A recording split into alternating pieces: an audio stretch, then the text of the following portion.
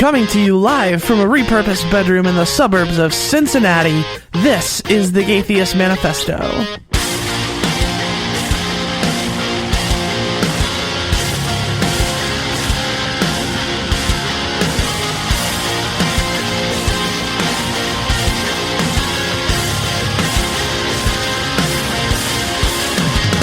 Hello and welcome to the Gaytheist Manifesto, your source for news, commentary, discussion, and debate at the intersection of the atheist movement and the LGBT rights movement.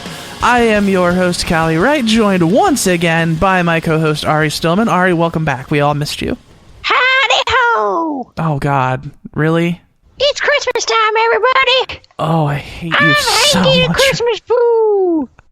I don't know what else he says. I forgot, even though I've seen South Park like 10 million times. You do that voice way too well. I'm really good at doing like the people with the weird voices now that I have puberty voice perpetually. Right. Oh, God. You just kind of threw me off track there. I was like, yeah, let's do the intro. Let's be professional and sound like we know what we're doing. And, of course, Ari derailed that because that's who they are as a person. We can never be professionals or know what we're doing as long as I'm around. That's all right. I think there's something to be said for that. This week, we are having the first of sort of a two-part focus on youth. So this week we have two friends who are on the youthy side of things, if that's a word. It's been a rough week. So Miri and Addie, welcome to the show. Hi. I'm very hip and trendy. Talk now. Am I good? Yeah, you're allowed to talk now. You're good. Hello. and yes, Miri, you are so trendy and hip.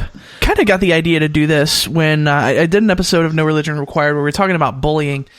And obviously, you know, in bullying, we talk a lot about the context of youth and people in school and, you know, people on social media platforms just kind of being awful. And I know there's sort of a unique experience because I think a lot of people get the idea that, like, oh, you know, if you're a youth and you're like queer or trans of any flavor, like you're good. Like the kids are better now. You know, this generation coming up's awesome, and so everything's fine. And obviously, you know, maybe there are some places where that is true, but there are definitely some places where it may even be worse now in the time after the election. So I figured we'd just kind of have a general sort of discussion and talk about those sorts of things. So Miri, well, let's start with you. If you want to just kind of tell us your story and kind of where you're at in life and all of that kind of fun stuff.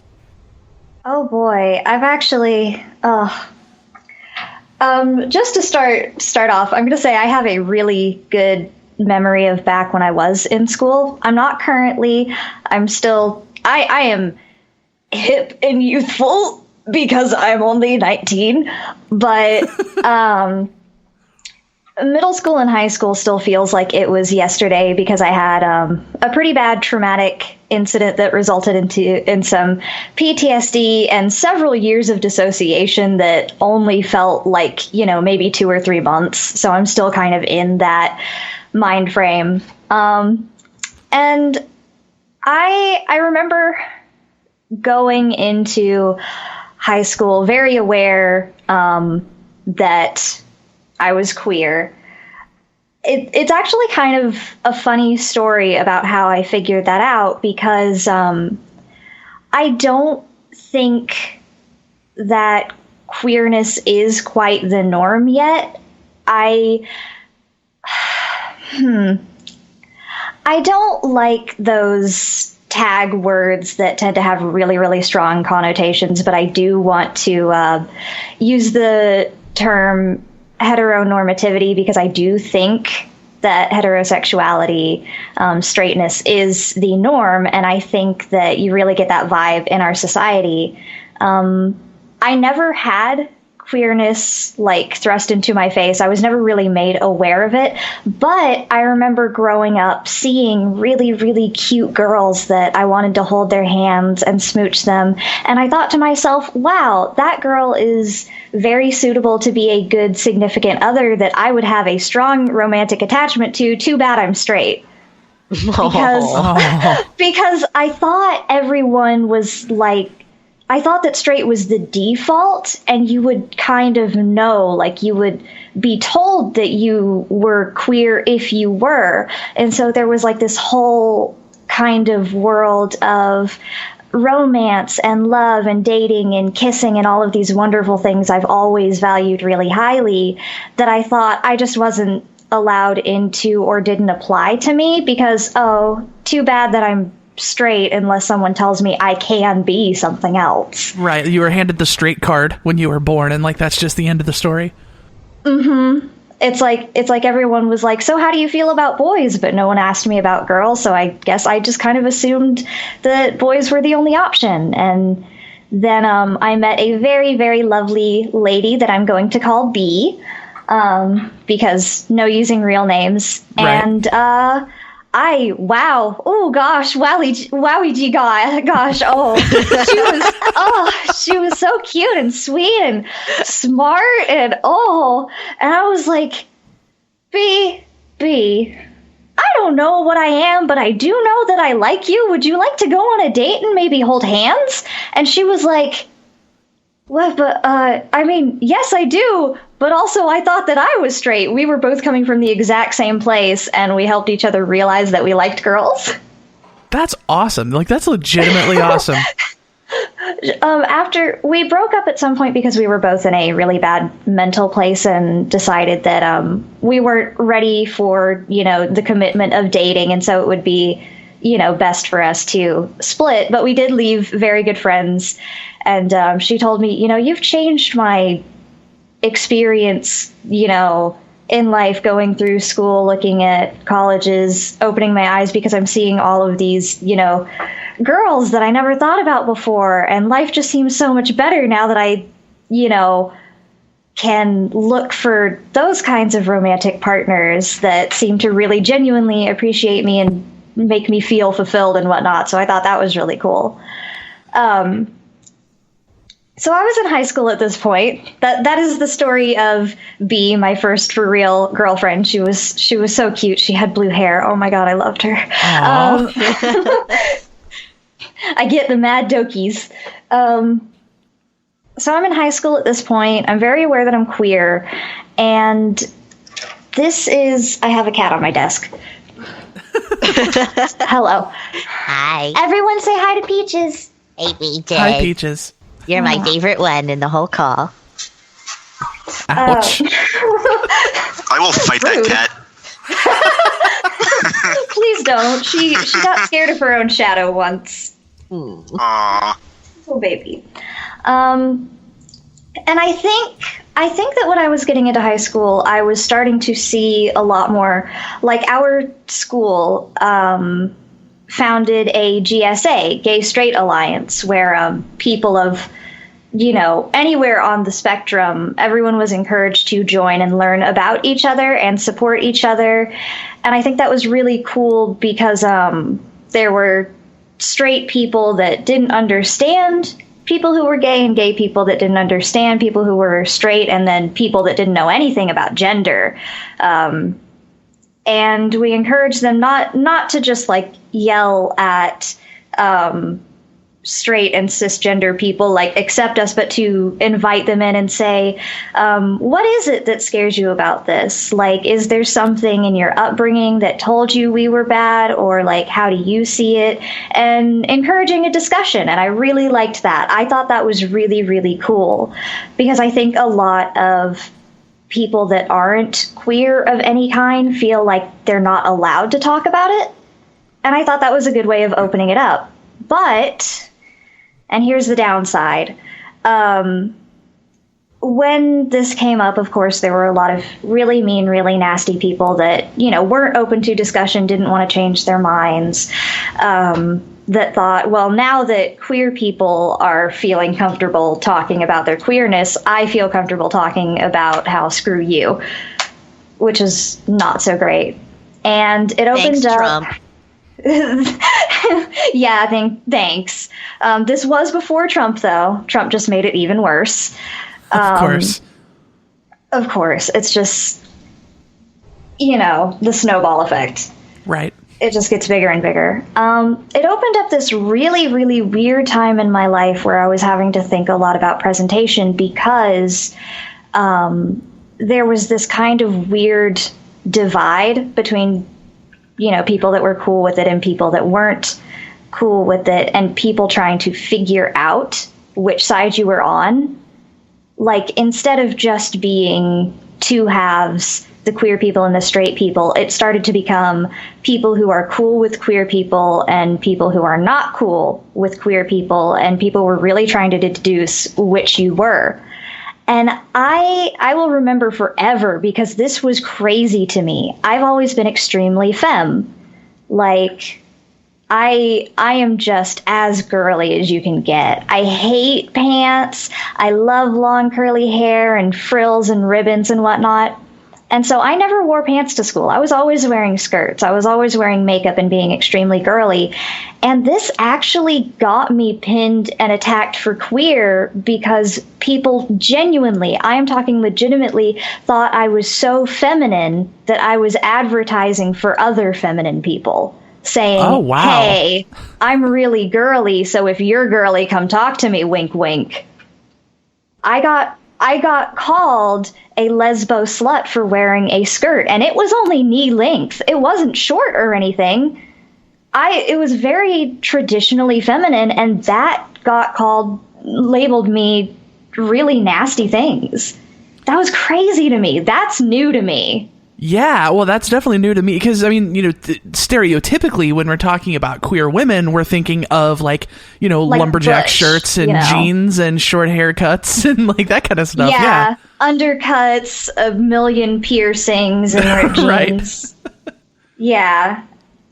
And so that was just crazy to me because if you were too masculine, you were a butch queer lady. But now I guess if you're too feminine, people are going to assume that you're a lipstick lesbian. It's almost like as a woman, you can't win. Right. Weird. Crazy, right? Yeah. I had this awful discussion with someone I used to consider my friend in school. And I was talking about how I wish we could advocate for, guys wearing skirts because I think that would be really great. And I think it would be awesome if everyone could wear what they want. And ultimately, this conversation led to this person I considered a friend, a guy saying, well, if skirts are so problematic, why doesn't everyone just wear pants? Why can't everyone be masculine? And I'm like, you really think that the problem here is that everyone needs to be masculine. Everyone has to be burly and manly and like a guy. So we should just get rid of girly things. Right. And do you realize what you're saying to me? Right. And let's invent the completely new concept of women wearing pants because we apparently live in the 50s. Like, yeah. Oh my God. Wow. High school was a ride. Yeah, well, and speaking of, Addie, let's bring you into the conversation. Let's hear a little bit about your story and kind of where you're at. All right, mine's a little bit complicated. Should I just start from the beginning? Yeah, go for it.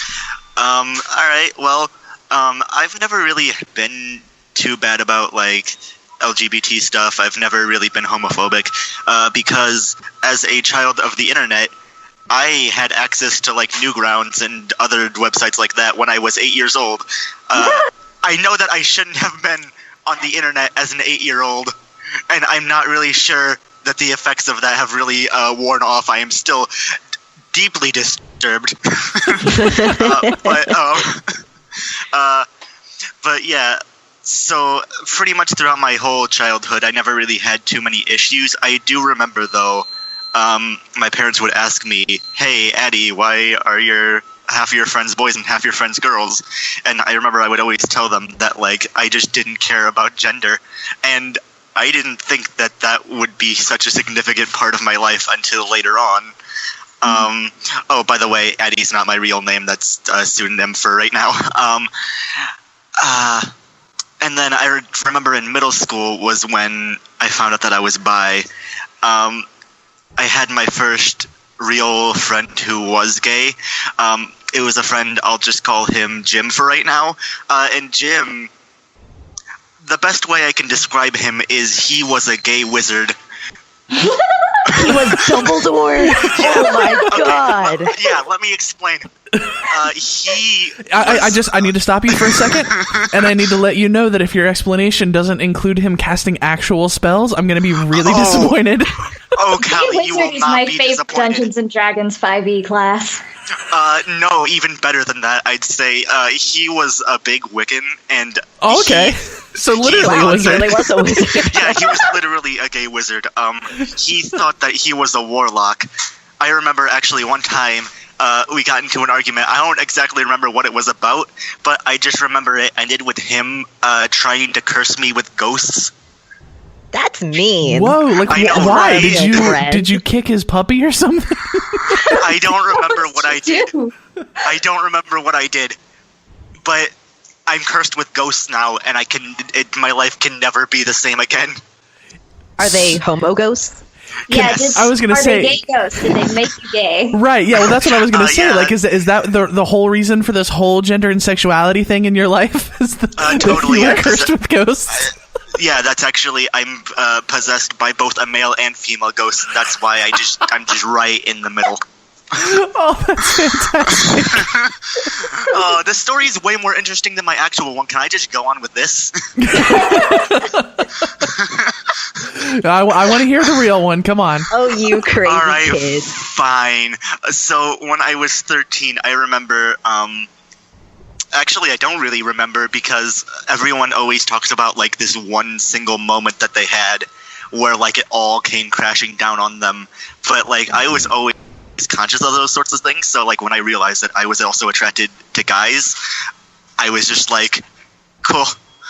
And so yeah. But like it wasn't until like later that I would realize that I have to keep this secret. So enter high school, about 15 years old. This is like the first time that I'm questioning my gender, and then I found the term non-binary, and because I'm a giant stereotype, of course I found it through Tumblr. Yeah. I have a love-hate relationship with Tumblr. Oh, so like it opens so many doors, but it also opens so many stereotypes. Yeah. Oh boy. I'm gonna go into that later too. And it's kind of weird because usually people talk about like this progression where they become more and more accepting of themselves, but I kind of had the opposite where like it kind of worked in the reverse direction because I am actually in a Catholic high school right now, and it's not a fun time for me, but I wanted to like reach out, get some support because I was not doing well, in part because of my identity and in part because of some mental health issues that I wasn't dealing with, that I had since I was like probably 8 years old, honestly. But I reached out to somebody. I don't remember her name. She was some lady. She had like this dumb like podcast thing about like the intersection between atheism and LGBT activism, something stupid like that. That sounds boring as hell. Yeah, Why would I you know, listen to that? right? That sounds awful. She was a loser. I didn't say who it was. I just said that it was a lady with a podcast. Yeah, there's vague descriptors. It's fine. Very it's fine. vague. Keep talking, and I'll decide if I want you on this call still or not. All right, sweet. I can guarantee you won't.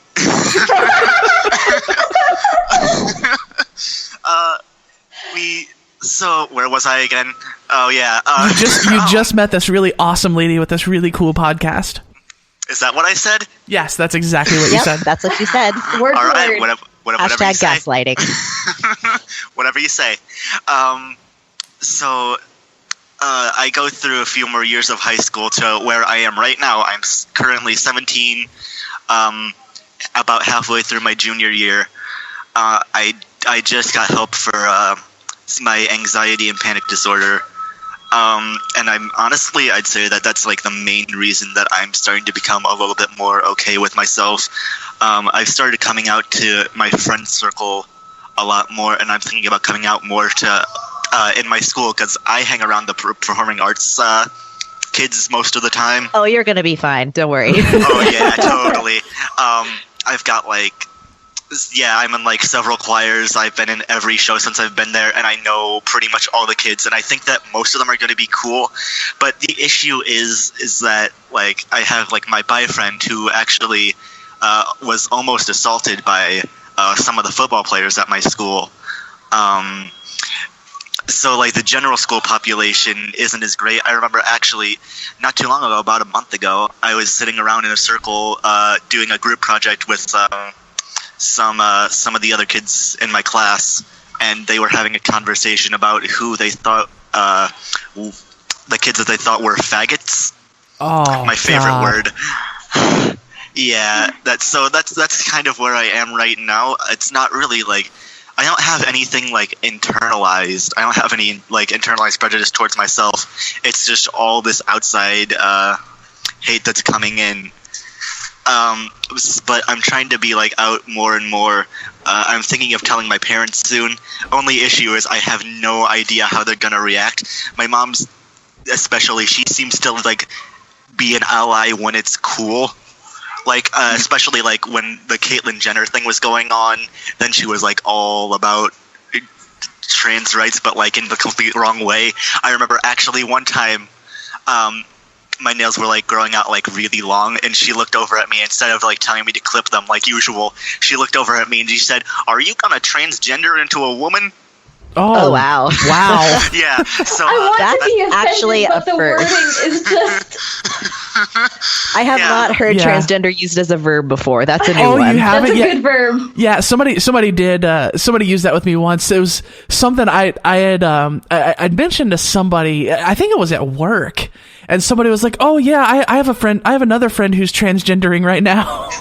Oh yay! They are same. transgendering. They are handing out trans labels. Yes, Oh, yeah. that's what it is. This story is such a mess. Yeah. Well, and I think that's common though, because I think it's one of those things where like it seems cool and progressive to be for it, but it's one of those things that like you're only like that as long as it's happening to other people. Like as soon as it comes into your family and it's one of your kids or your brother or sister or somebody like that, then it's like, oh wow, I have to actually be okay and accept this, and I don't know that I'm ready to go there. Is that kind of what you're worried about? That happened with my ex-girlfriend. Her mom, like one of her favorite movies was Brokeback Mountain, and then she found out that her daughter was in a relationship with me, who was presenting as female at the time, and she was like, "What? No gay stuff." I'm like, "I thought you loved Brokeback Mountain." Is so gay. It's the gayest. It's the gayest daughter, movie I've ever that's seen. gay. No, that's not true.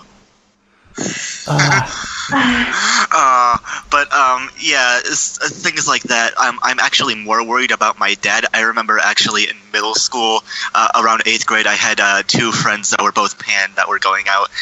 Actually, no, one was pan, one was bi. I remember telling my dad about it. Like we were talking about like relationships, and I told him that 2 of my friends were going out. They were both girls, and I said they were bi, and he already knew about like my gay wizard friend, and I remember he looked over at me and he said in a very judgmental tone, he asked me what was wrong with my friends. Oh dear. And so that's like all that I have to go off. So like I have no idea. Like they could be like totally supportive, they could totally embrace me, or they could send me to conversion therapy. I have no idea what's going to happen. And it's hard because you want to, and I've said this before because I sort of had this experience with my grandma. It's like you hope that when people say those kind of things that they would feel differently if they knew that they were actually talking about their child or one of their loved ones. And sometimes that's the case. Sometimes people have this sort of like, oh my gosh, they have this realization that like, wow, now it's someone I love. So it's wow, they are human beings, and it sucks that like it takes that. Like you should just be able to just be fine with it because they're people and what they do doesn't affect you. So like you really want to believe that once it becomes real and once it's all of a sudden in their midst that they would have this sort of realization and change their minds. But a lot of times that also makes it worse, and it's really, really tough to tell which way it's going to go. Yeah, totally. That's why I'm actually planning on coming out about my sexuality probably like pretty soon, honestly, like maybe after the holidays, because I think that like I could probably fend for myself until I'm 18, and then I'm definitely not going to tell them about my gender until like probably a little past college, honestly, because I can almost guarantee that they won't be cool with it. Yeah. Sometimes, as sad as it is, you have to put your own, needs and survival before anything else. Yeah, and on top of that, I want to live as Addie, like, in my actual life for a little bit, and just get used to it so I can be, like, 100% secure in myself before I have to come up against the people that I love. You said you go to a Catholic school. Is there any chance that if the administration at your school finds out about this, that you could lose your place at that school? Yeah, actually, there was actually a story that a couple of my friends told me. I'm not sure if it's true or not, but supposedly, a little while before I showed up at the school, there was a kid who came out like super hard as gay, and he was bullied by the students, and he was like kind of like passive aggressively bullied by a lot of the faculty until he left the school. Mm-hmm. God. So that's why I'm being. So like, they really didn't careful. outright expel him. They just made life a living hell for him until he pretty much had to leave. Yeah. They expelled him, but they made him. I guess what I'm trying to say is they made him expel himself. Right. Yeah, but at the very least, I do know that I have a couple of faculty members that I definitely can talk to. I remember actually. One of my favorite teachers in the school is actually the religion teacher, which is funny because like I always hated like going from biology where I would learn about like evolution and then coming into the class where they would tell me the creation story. But like he was super cool. He's like really funny, and a lot of what he does is he Kelly, can I say the S word right now? Yeah, and you're fine. Okay, cool. If you want, you can just put like a little dog bark over it. He would shit all over the Westboro Baptist Church in class, and I remember I would love that. And like he was super like open to like whoever's views. I remember actually having to write a report on God's Not Dead because we watched it in class, and like I am it was so like sorry. oh God, I know. But I remember he like told me to like write about like what this says about defending your faith, and it was like a 1-page paper, and my paper turned into like a 3-page paper that was essentially just a script for an alternative Gamcast. Oh my God, I love you so much. Not dead. And I remember I actually got a perfect score on it, and he just wrote, "Thank you for being honest." So I know that I do have like a few faculty members like that where I can actually go to them, and I'm like 90% certain that they'd be okay with it. Same thing with like my director for the shows and my choir conductor. They're all super cool. That's awesome. Yeah, it's interesting because in Ohio, they actually changed the contract for the Catholic school teachers, and they actually made it to where Catholic school teachers can actually lose their jobs if they vocally express support for anything LGBT. And that was a really big thing around here. There were a couple of really prominent people who are like really prominent in that community. Like I don't know it very well, but people who had been around Catholic schools in the city for decades and decades resigned their position because they were like, I'm not going to sign this contract. Because apparently it didn't have to be as a member of the faculty. It could be just like, if the news ends up interviewing you and you express this view, like you can lose your job for that. So yeah, that's Catholicism. Yeah. So Miri, I'm curious, and obviously the boundaries are yours to set here, but parents, anything weird going on with parents there with you or family members in general? I have a weird relationship with family in general, not expressly, queer or anything.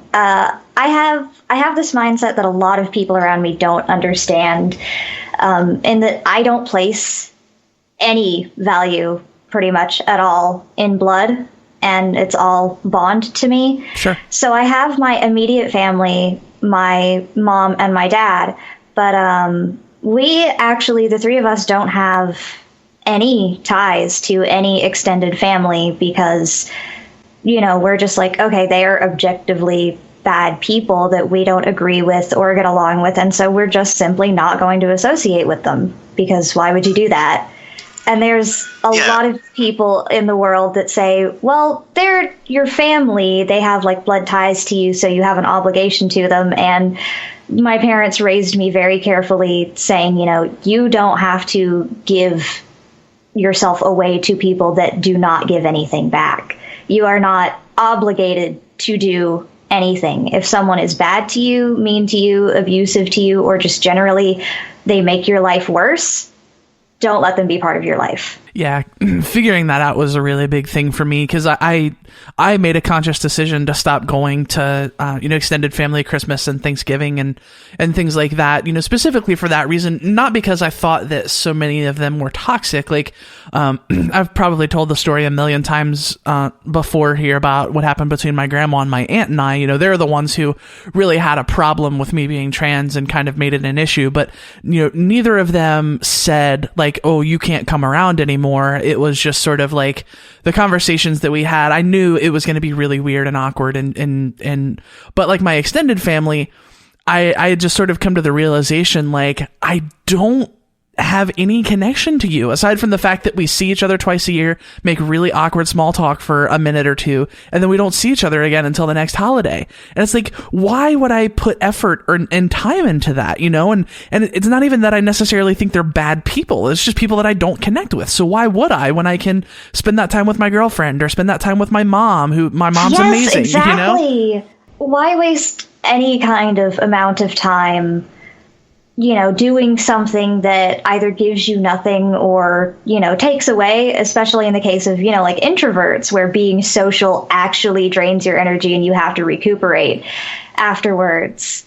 Why would you waste your time doing that when you could be doing something else that makes you happy or furthers some kind of goal? Like, instead of driving halfway across the country to spend a week with a relative I don't care about, I could take up extra shifts at my new job to like buy a present for my super cool, awesome mom, right, or spend a week with my long distance boyfriend who I don't get to see very often, but that I really desperately want to. There are so many other better things to do. So that's my relationship with my extended family. With my immediate family, my mom and my dad, the same concept applies as our foundation for a relationship. When they were raising me, they were, saying what I said before, and they say that applies to us too. That doesn't just apply to your aunts and uncles and grandma and grandpa. That applies to us too. If we ever treat you bad and you try to, tell us stop that, and we don't stop, if we become a source of stress for you, you don't have to feel obligated to us. It's our duty to raise and protect and appreciate you. You had no choice in the matter. You were just forcibly born into this world, so you don't owe us anything. And I was like, okay. Man, what a novel concept. Parents who don't think they own their children. Right? I'm just listening to this, so jealous that you had great parents. I know. So awesome. I still live with them too, and trust me, I never, if anything, rest assured, I do not take it for granted, ever. Every day I'm thankful that I have a family that I am happy to see when I come home. And I remember I had never really heard any opinions about LGBT stuff from my parents. Because, again, raising me, they were very, very careful. They wanted to make sure they didn't feed me any of their opinions. In fact, my mom sat me down and said, the reason we don't talk about politics or, LGBT stuff or anything like that in this house, religion or anything, is because we don't want to, make your opinions. Those are conclusions you have to come to on your own. And I was like, okay. And so I came to conclusions on my own. They, held my hand and made sure I didn't think that anything was inherently evil or inherently good, and that it was all just opinion. But other than that, it was pretty hands-off. So eventually when I realized I was queer, I did have to go to my parents and be like, how do you feel about queer stuff? Now that I'm old enough to have learned about this and figured out my own stance, how do you feel? Where do you stand? And my dad sat me down. He, put his hands on my shoulder all father-like, and he said, is there a girl that you like? And I said, yeah, maybe. And he said, is she cute? And I go, yeah, she's pretty cute. And he says, is she sweet? I go, yeah, she's really sweet. She's sweet as honey. She's my honeybee. And he says, and you're sure that she's not playing you? She is not, as he said, quote unquote, yanking your chain. And I said, no, she's a very genuine and honest girl. And he looked me in the eye and he said very seriously, then what does it matter? What's the difference? And I say, okay. Make the feelings stop. Can I steal your dad? He is happy to be a dad to anyone who does not have a good dad. Send him over here, please. and Give you my address after this. My mom was not as feelsy with that stuff. I did kind of. My mom is younger and less wise than my dad. Surprisingly enough, my dad is very old but very non-traditional. He was actually born in the 40s, believe it or not. He's very old, but very, very open and stuff. My mom, not so much. She does have to have people teach her things rather than being able to figure it out on her own. So one day I was like, I have a girlfriend. And she's like, that's cool. And a few months later, I was talking about a new boyfriend that I had. And she was like, wait, I thought you liked girls. And I said, well, I was dating a girl at the time, but now I'm dating a boy. And she was like, so what? Huh? Does not compute. And I had to sit her down and say, Mommy. She's like, yeah. And I'm like, I liked a girl then, and I like a boy now, and very, very genuinely, I have to give her points for this, even though it was that statement that kind of stings. I do give her points for being honest and being genuinely asking. She asked, like, are you confused? Like, because this is territory that she never went into, I think that she was genuinely asking because, if I was confused about that thing, she would want to help. Right. So it was a bad statement, but with the best of intentions. So I did tell her I'm not confused. I like both guys and girls, and that's when she, like, her face lit up and she went, "Oh, I get it," which was kind of funny. So eventually she did figure that out, but I did have to walk her through it. Right. And so, Addie or Amira, you can both sort of take this. I'm curious, do you feel like in the broader discourse that there is a place for you, like that people are speaking to your concerns about the things that you worry about? Do you feel left out of that conversation? Do you feel like you're part of that conversation? Kind of where do you feel in that in that situation? Short answer, yes. Long answer, I feel like in larger LGBT groups, I am not as accepted. I actually, this is something I've expressed frustration about many times before. It's whenever I see like a larger group on like Facebook or something, and like non-binary gender comes up, everyone suddenly becomes a PhD in biology and submits their 5-page thesis on why there's only 2 genders in the comment section, and including like groups like even the No Hate campaign and the Trevor Project. I've had to like leave those groups because of that hostility. And yeah, so, I want to interject and say, like, I've heard nasty things about like No Hate kind of like being more pandering than actually accepting. Yeah, I have heard that as well. You go to those photo shoots and they charge you $40 to take your picture. Yeah.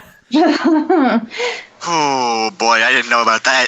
Yeah, that's where all those pictures it's come from. They definitely- do these big photo shoots, and you go there and you pay like $40 or $50 to have your picture taken, so you can post your picture up. And they say they do good things with the money, but I don't think that they're a nonprofit, so I don't think they have to be transparent about that. So yeah. Anyways, Addie, go on. Sorry. Okay, well, yeah, I'm kind of like having a hard time finding a place for me, except lately in my personal life, and this is going back to like the family thing.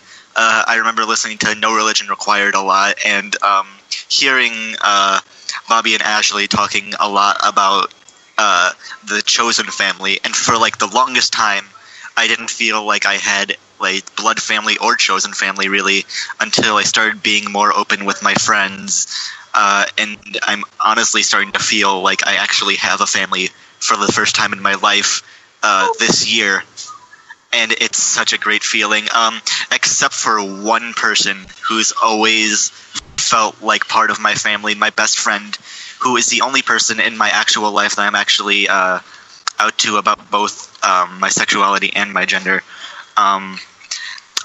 My best friend since 4th grade, I feel like she feels like a sister to me, honestly, and she's like the one person that I feel like I can really talk to about anything in my real life and not just online. And it feels really great to have that place, and I feel like that's really important, and people should really be looking to create those spaces more for LGBT youth, instead of just these big organizations that say that they're for everyone, but then sort of chastise certain members of the community to bring the other, I guess, the rest of the people together against them to make them feel like they're somehow closer.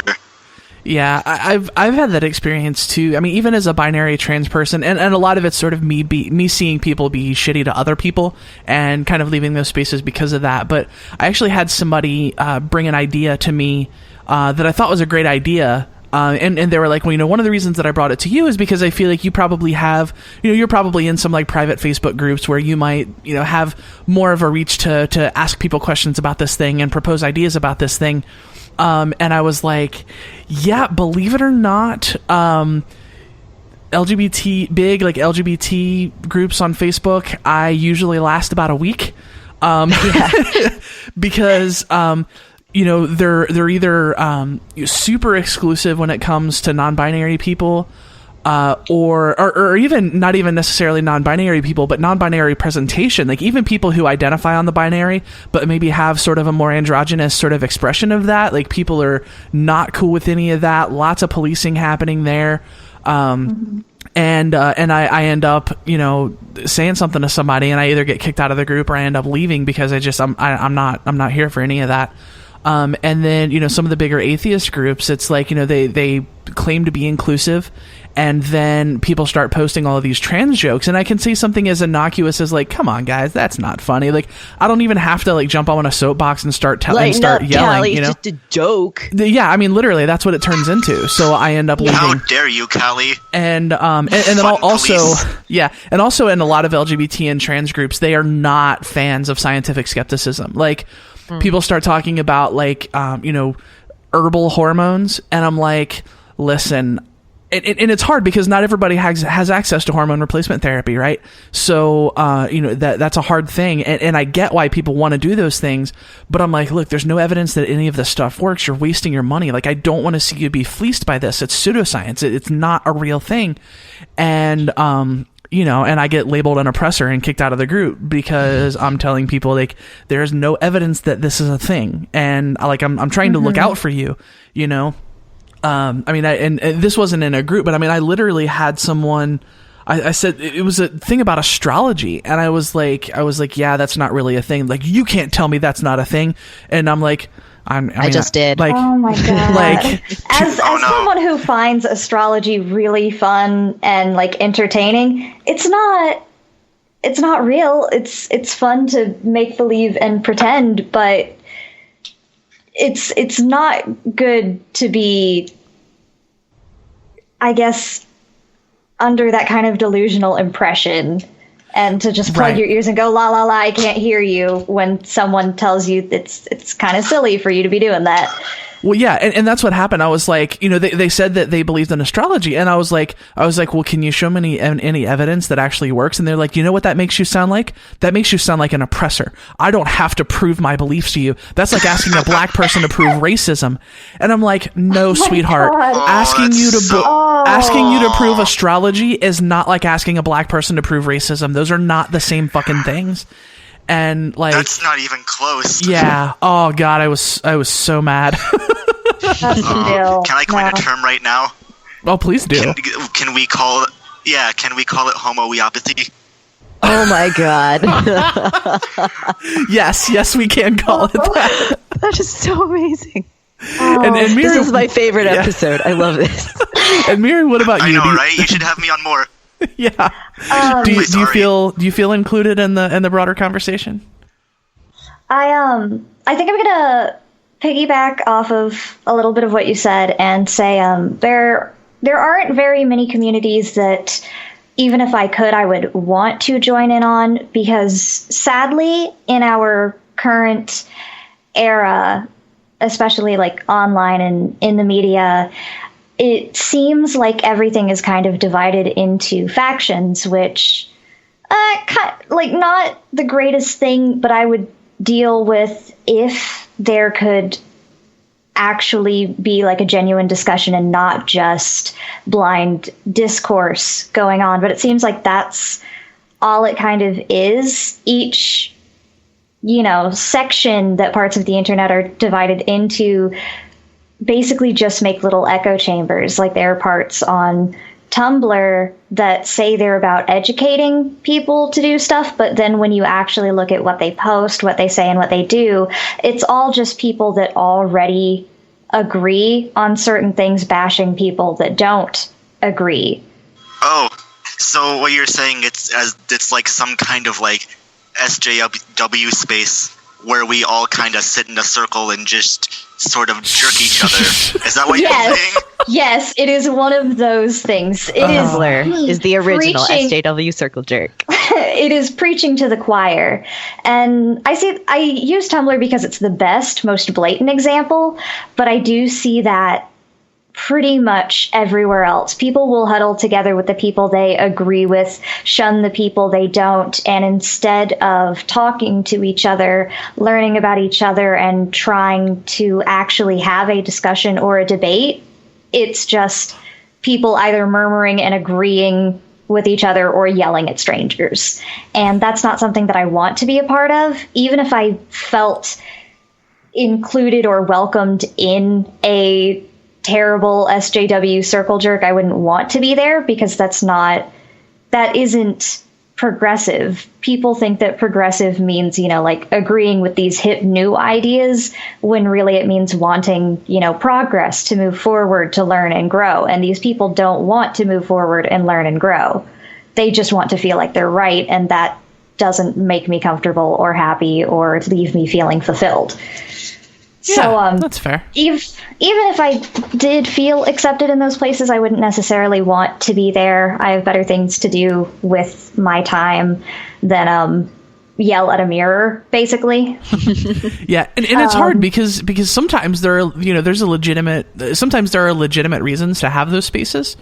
If you're a trans person who doesn't have a lot of support in your sort of meat space life, you may want to create a space online that's like an echo chamber, and that might actually be a good and valuable thing. But there are also times where that's absolutely the worst thing you can possibly do, because you never learn anything.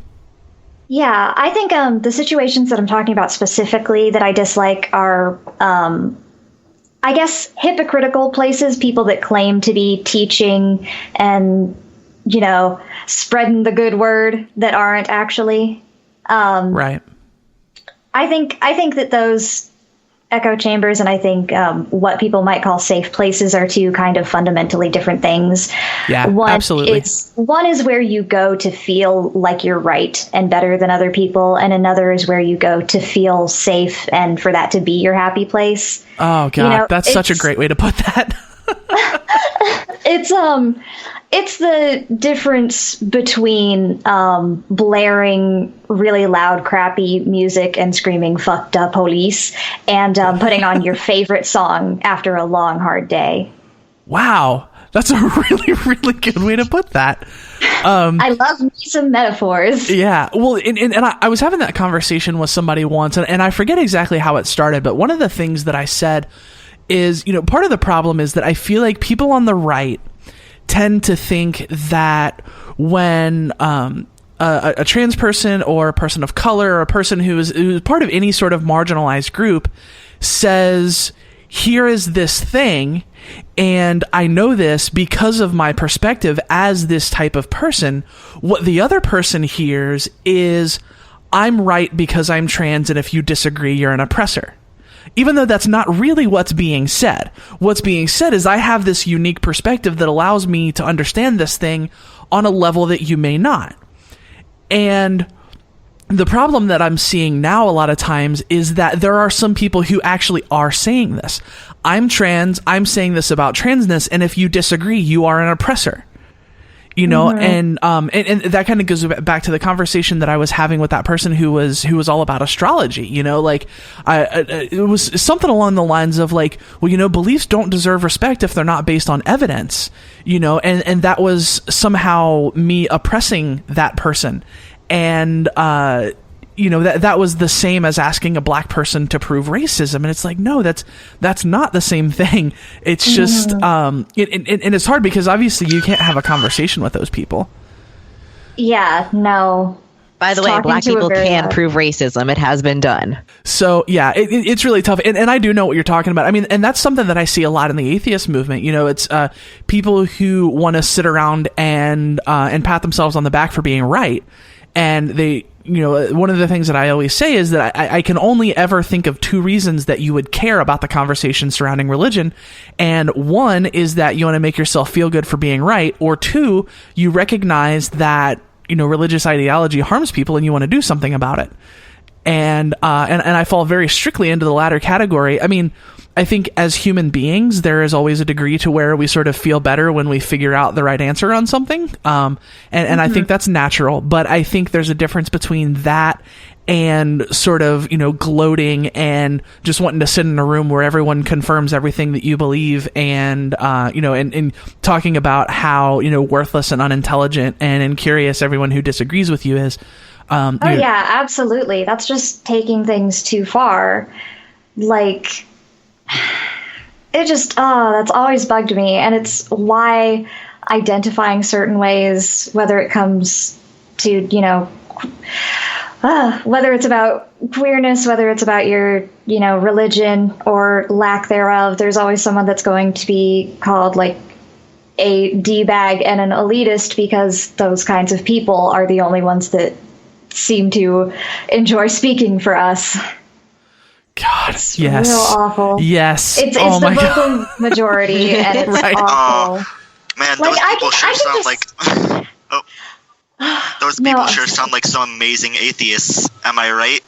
Oh my god! Some I see what you did there. I'm not pointing to anyone in particular. I'm just saying that they sound like amazing atheists. Like I sometimes mention. Like not any major way or for any major point, just like it might come up in passing conversation that I'm not religious, I don't practice, I don't have any kind of belief system, and people automatically assume, I'm the kind of person that wants to gloat and get in their face and say, I'm better than you because I am the capital L logical one, when that's not true at all. And it's capital like, oh, that's just the worst.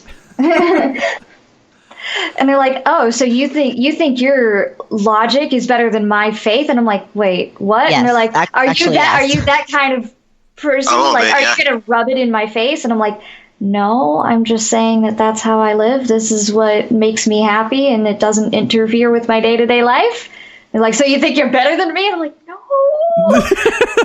Please get away. I have to force my atheist stereotypes on you.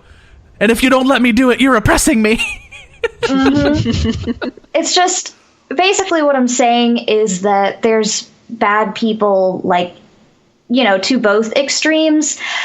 And I think that one extreme, the one that views me as something less than human, is directly harmful, and I dislike it for that reason. But the extremists who, you know, want to consider me on their side, you know, are hurting me in a non-direct way and just kind of make me cringe to think of or be around, which is a different, also unpleasant feeling. Yeah, that's the balance that we constantly fight. So much fun. Being somewhere in the middle can be difficult because you're not really on any kind of side, so you don't necessarily have that much support. And that was the other half to your original question, like, where do I feel like I belong in this discussion or this discourse? I don't necessarily feel like I belong anywhere because I am too much in the middle. Like, I am not trans, for instance. I've never had to battle with my gender identity or what have you. And so that's a certain circle I'm excluded from. I'm not queer enough for a lot of people. And I hate that concept. Oh my God, that drives me out of my mind. Yeah, I'm not queer enough because I don't look like a masculine lesbian or anything. I don't have an undercut or piercings or anything. So that's another circle I'm excluded from. I am too feminine and not queer enough to be a lipstick lesbian because I like, you know, I will date a guy, and so there are genuinely some gay women that will be like, you can't look feminine like this. That's a lipstick lesbian thing. You're misleading us by saying you like girls and you look feminine, but then dating a guy. And I'm like, okay. There are, again, all of the people that think being bi or pan or any polysexuality, you know, more than one, is being greedy or confused. I am not violently against anything, so there are lots of people that say I'm not welcome because I'm not, quote unquote, ready for a fight. What? Okay. Yeah, there are genuinely people that will say, we don't want you to be part of this circle or this group if you won't stand up and fight for this the same way that we do. If you won't punch a straight guy in the face, get out of here. Yeah, I've been seeing some of that lately with a Facebook friend who's like, if you're not literally punching Nazis in the face, you're not a progressive. I'm like, okay. Yeah. All right. Yeah. Wait, hold up. Are we not supposed to be constantly punching straight guys in the face? I mean, if that's I might have been. That's. Guys, I think I might have been doing this wrong. I gotta need one of you guys to bail me out real quick. Can any of you drive a stick shift? Right. Well, this has been an awesome discussion. I want to be respectful of everyone's time because I know people have places to be, and that's totally cool. This has been a really, really cool discussion. I definitely want to keep the doors open here. I'd love to, whenever, you know, if there's something relevant that happens in the news or something like that, either or both of you are always welcome here. So I am really, really grateful to both of you for your time and your perspective. I think this has been a really, really cool discussion, and I appreciate both of you taking the time. Anytime. Honestly, I'd love to be back on some other time. Yeah, whatever.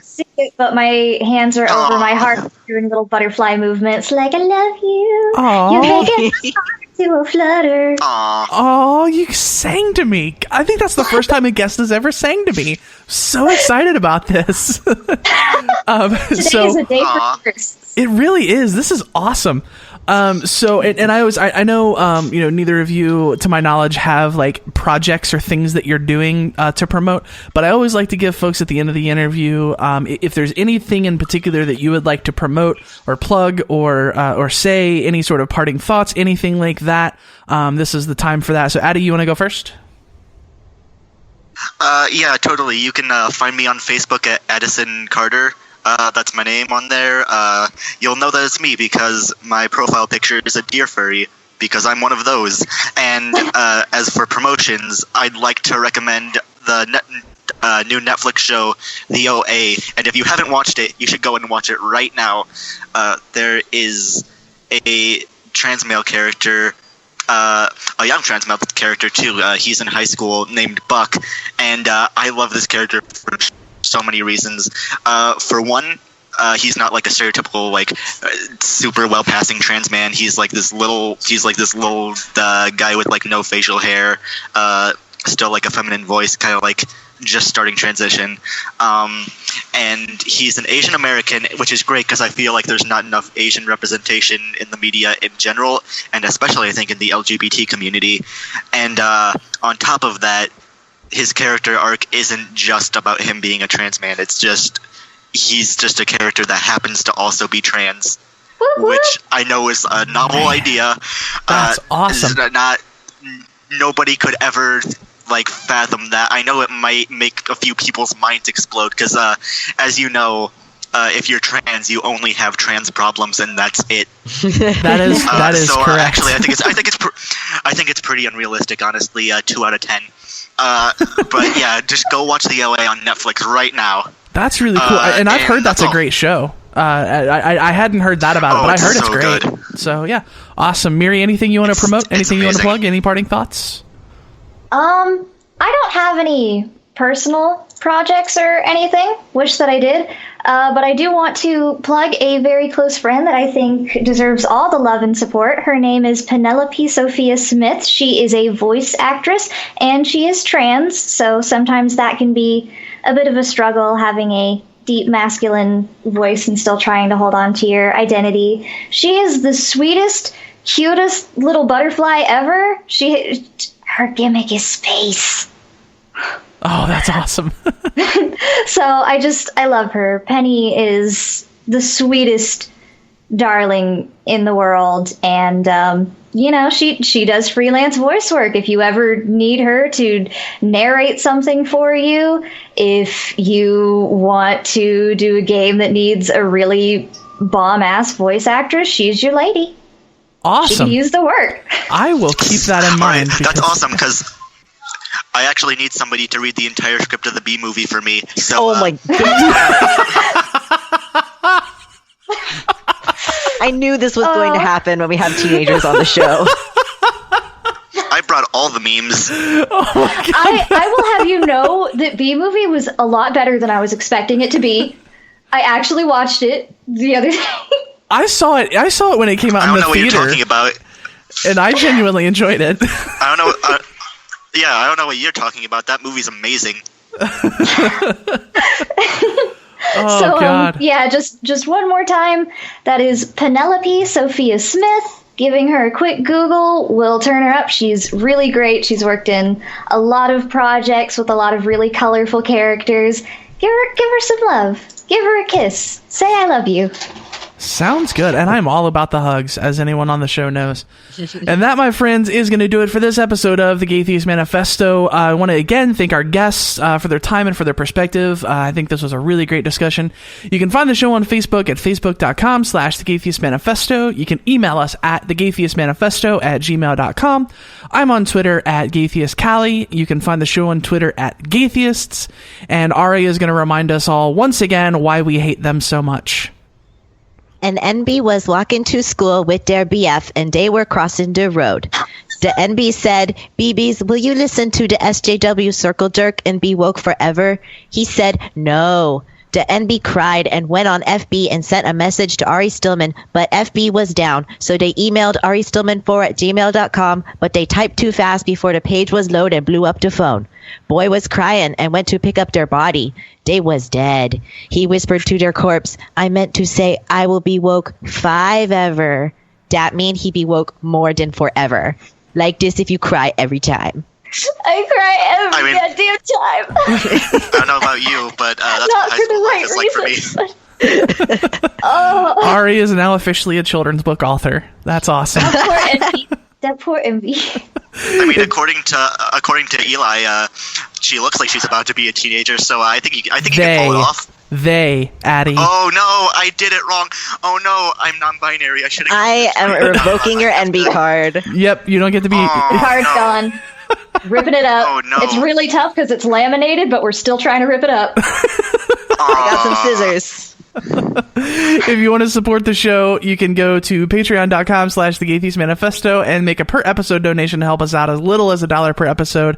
And if that's not something you can do, totally understand. You can go to iTunes and give us a 5-star review. That helps us get heard by a lot more people. Big shout out this week to our new patrons, Steven and Elaine. Thank you so much for joining the family. We love and appreciate you. Thank you so much. Before we go, I want you to know that if you're lost, you're hurting, you're scared, if you feel like no one cares and no one understands, you need to know there's a community out here that loves you, cares for you, knows that you're capable of amazing things, and that you are worthy of love. If you're struggling, please don't be afraid to reach out. Until next time, friends, this is the Gay Theist Manifesto.